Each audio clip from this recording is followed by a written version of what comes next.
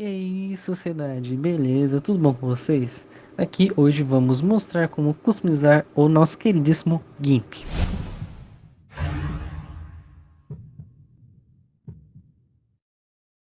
O Gimp é o editor de imagem onde criamos todas as artes do canal e do Instagram também.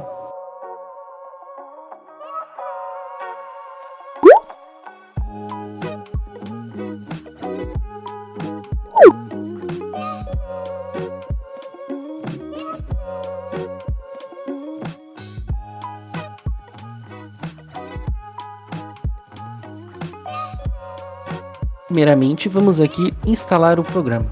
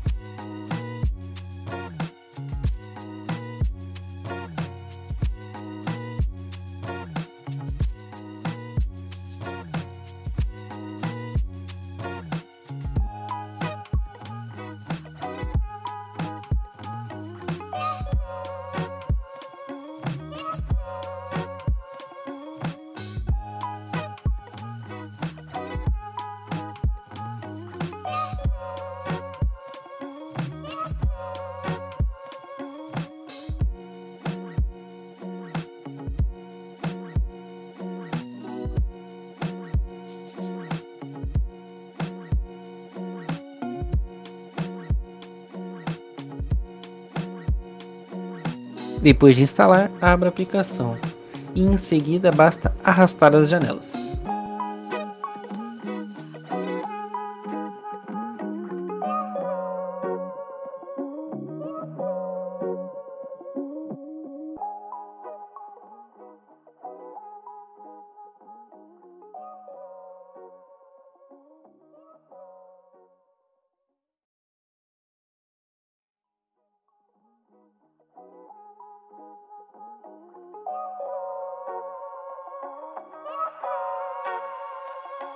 Elas ainda estarão disponíveis bem aqui.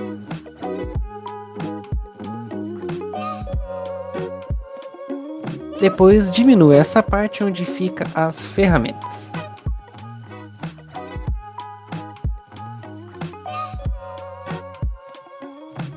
Isso aí, pessoal, obrigado por ter assistido até aqui. Não se esqueça de seguir a gente lá na Twitch, que estamos fazendo live por lá, normalmente nas sextas-feiras. E também não se esqueça de seguir a gente no Discord. Deixe o seu like e comente o que você achou do vídeo. Muito obrigado. Falou!